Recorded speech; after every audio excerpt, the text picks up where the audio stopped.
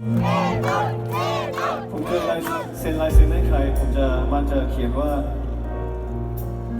ลายเซ็นผมแล้วก็ผมจะมาลงท้ายว่าใช้ชีวิตให้สนุกเพราะผมอยากให้ทุกคนใช้ชีวิตให้สนุก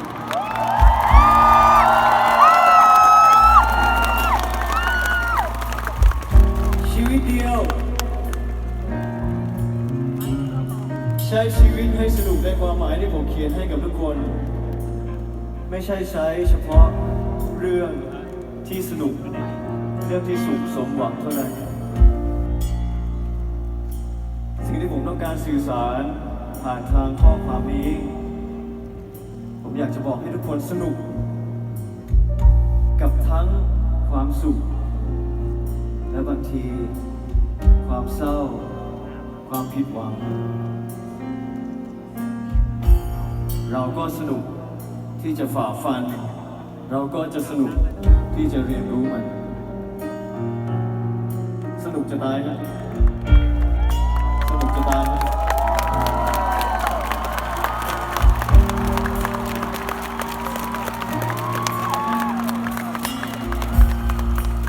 เมื่อทุกคนสนุกกับมัน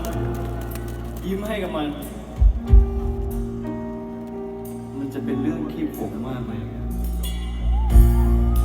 มองมันในแง่ดีว่านี่แหละคือบทเรียนแบบฟรีๆที่ทุกคนไม่ต้องไปโรงเรียนที่ไหนเรียนรู้จากมันเติบโตจากมันทดลองมันสนุกกับมันพ่ายแพ้มันก็ได้ชนะมันบางทีก็ได้ในบางวันที่ทุกคนผิดหวังในอดีตผมก็เคยในบางเรื่องราวที่ทุกคนคิดว่าพรุ่งนี้ฉันจะอยู่ไม่ได้ฉันต้องตายคืนนี้แล้วแต่สิ่งที่สวยงามที่สุดคืออะไรรู้ไหมครับคือทุกคนยังยืนยิ้มอยู่ตรงนี้ไง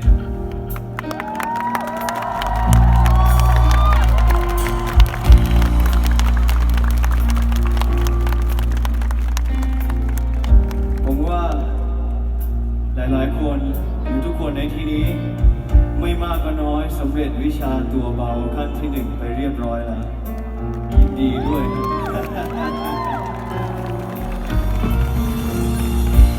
รบกวนอยากเห็นรอยยิ้มของคนที่มีความสุขวันนี้หลายๆคน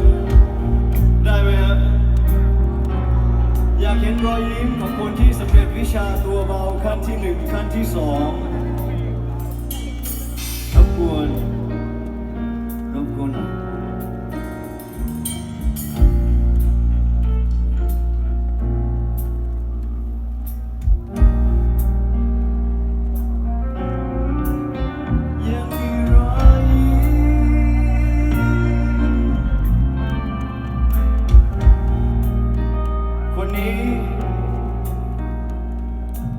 ผ่านเรื่องราวทั้งดีและร้ายทั้งร้ายและร้ายมามากมายแต่พี่ชายก็ยังยิ้ม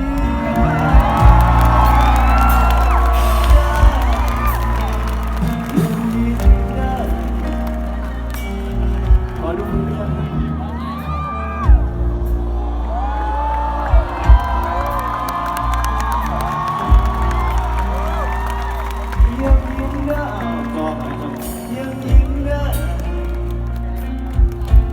ส่งเสียงดังที่สุดให้พี่ชาหน่อยนะ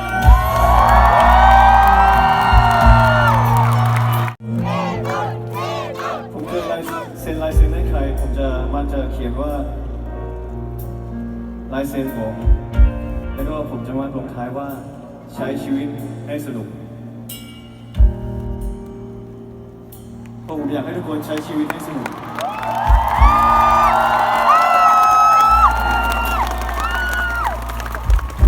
ชีวิตเดียวใช้ชีวิตให้สนุกในความหมายที่ผมเขียนให้กับทุกคนไม่ใช่ใช้เฉพาะเรื่องที่สนุกเรื่องที่สุขสมหวังเท่านั้นสิ่งที่ผมต้องการสื่อสารผ่านทางข้อความนี้ผมอยากจะบอกให้ทุกคนสนุกกับทั้งความสุข และบางทีความเศร้าความผิดหวังเราก็สนุกที่จะฝ่าฟันเราก็จะสนุกที่จะเรียนรู้มันสนุกจะตายนะสนุกจะตายนะ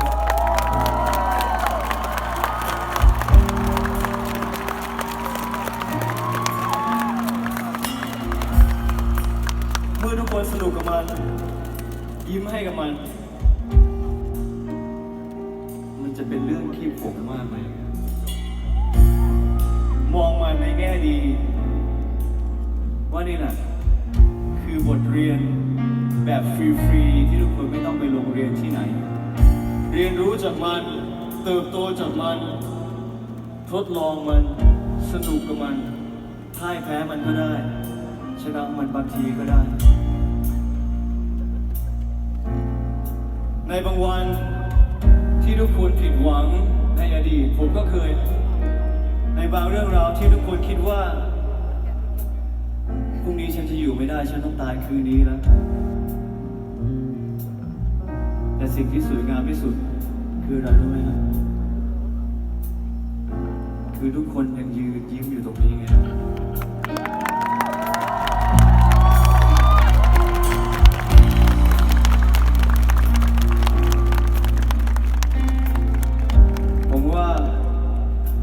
หลายคนหรือทุกคนในที่นี้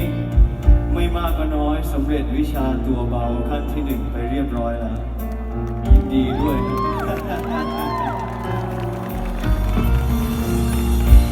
รบกวนอยากเห็นรอยยิ้มของคนที่มีความสุขวันนี้หลายๆคนได้ไหมฮะอยากเห็นรอยยิ้มของคนที่สำเร็จวิชาตัวเบาขั้นที่1ขั้นที่2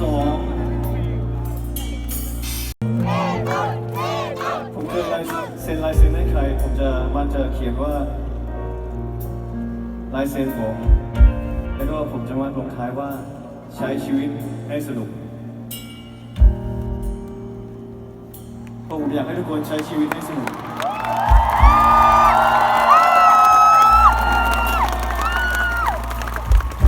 ชีวิตเดียวใช้ชีวิตให้สนุกในความหมายที่ผมเขียนให้กับทุกคนไม่ใช่ใช้เฉพาะเรื่องที่สนุกเรื่องที่สุขสมหวังเท่านั้นสิ่งที่ผมต้องการสื่อสารผ่านทางข้อความนี้ผมอยากจะบอกให้ทุกคนสนุกกับทั้งความสุขและบางทีความเศร้าความผิดหวังเราก็สนุกที่จะฝ่าฟันเราก็จะสนุกที่จะเรียนรู้มันสนุกจะตายนะสนุกจะตายนะ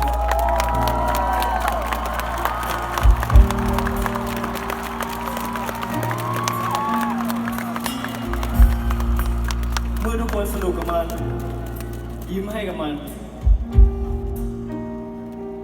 จะเป็นเรื่องขี้ผงมากไหมมองมันในแง่ดีว่านี่แหละคือบทเรียนแบบฟรีๆที่ทุกคนไม่ต้องไปโรงเรียนที่ไหนเรียนรู้จากมันเติบโตจากมันทดลองมันสนุกกับมันพ่ายแพ้มันก็ได้ชนะมันบางทีก็ได้ในบางวันที่ทุกคนผิดหวังในอดีตผมก็เคยในบางเรื่องราวที่ทุกคนคิดว่าพรุ่งนี้ฉันจะอยู่ไม่ได้ฉันต้องตายคืนนี้แล้วแต่สิ่งที่สวยงามที่สุดคืออะไรรู้ไหมครับคือทุกคนยังยืนยิ้มอยู่ตรงนี้ไง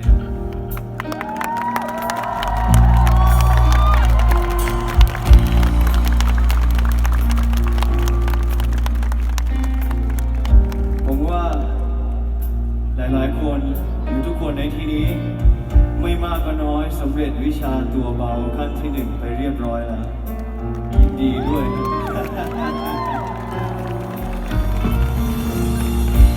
รบกวนอยากเห็นรอยยิ้มของคนที่มีความสุขวันนี้หลายๆคนได้ไหมฮะ รอยยิ้มของคนที่สำเร็จวิชาตัวเบาขั้นที่หนึ่งขั้นที่สองผมเคยเซ็นลายเซ็นให้ใครผมจะเขียนว่าลายเซ็นผมแล้วก็ผมจะวาดลงท้ายว่าใช้ชีวิตให้สนุกเพราะผมอยากให้ทุกคนใช้ชีวิตให้สนุก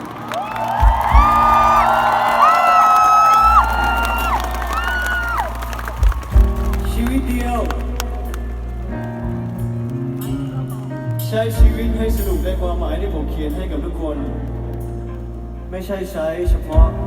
เรื่องที่สนุกเรื่องที่สุขสมหวังเท่านั้น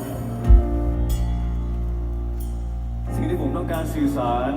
ผ่านทางข้อความนี้ผมอยากจะบอกให้ทุกคนสนุกกับทั้งความสุขและบางทีความเศร้าความผิดหวังเราก็สนุกที่จะฝ่าฟันเราก็จะสนุกที่จะเรียนรู้มันสนุกจะตายนะสนุกจะตายนะ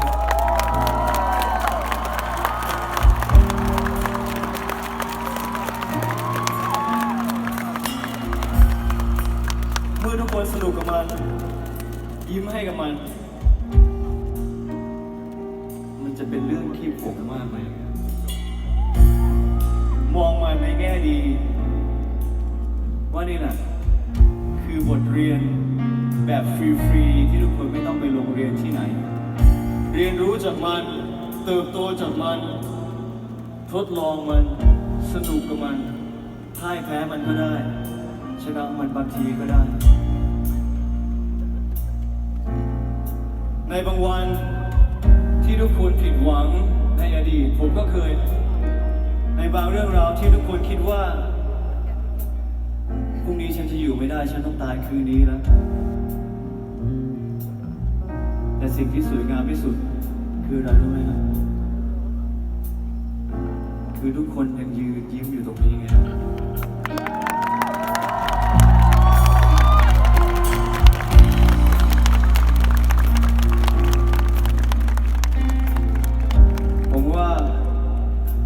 หลายคนหรือทุกคนในที่นี้ไม่มากก็น้อยสำเร็จวิชาตัวเบาขั้นที่หนึ่งไปเรียบร้อยแล้วยินดีด้วย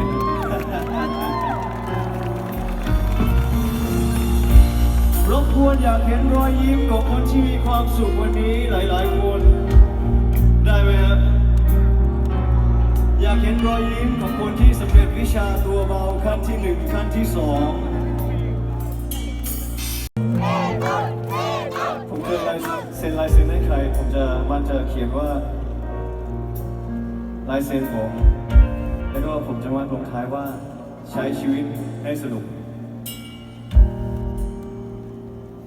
เพราะผมอยากให้ทุกคนใช้ชีวิตให้สนุก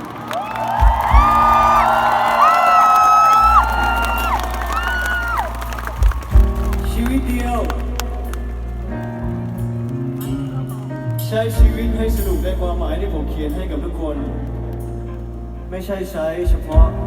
เรื่องที่สนุกเรื่องที่สุขสมหวังเท่านั้นสิ่งที่ผมต้องการสื่อสาร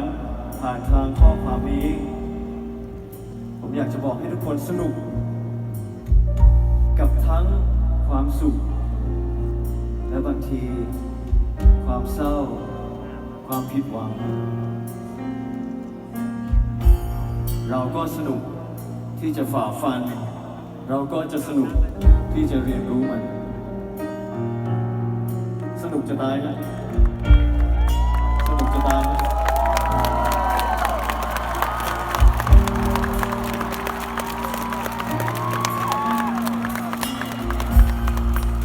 เมื่อทุกคนสนุกกับมันยิ้มให้กับมันจะเป็นเรื่องที่ผมมากเลยมองมันในแง่ดีว่านี่แหละคือบทเรียนแบบฟรีๆที่ทุกคนไม่ต้องไปโรงเรียนที่ไหนเรียนรู้จากมันเติบโตจากมันทดลองมันสนุกกับมันพ่ายแพ้มันก็ได้ชนะมัน มันบางทีก็ได้ในบางวันที่ทุกคนผิดหวังในอดีตผมก็เคยในบางเรื่องราวที่ทุกคนคิดว่าพรุ่งนี้ฉันจะอยู่ไม่ได้ฉันต้องตายคืนนี้แล้วแต่สิ่งที่สวยงามที่สุดคืออะไรรู้ไหมครับคือทุกคนยังยืนยิ้มอยู่ตรงนี้ไง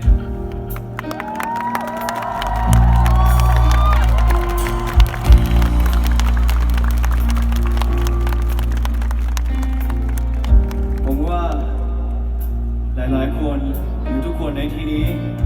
ไม่มากก็น้อยสำเร็จวิชาตัวเบาขั้นที่1ไปเรียบร้อยแล้วยินดีด้วย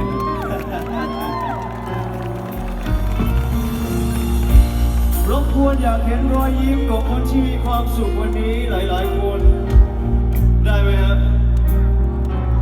อยากเห็นรอยยิ้มของคนที่สำเร็จวิชาตัวเบาขั้นที่1ขั้นที่2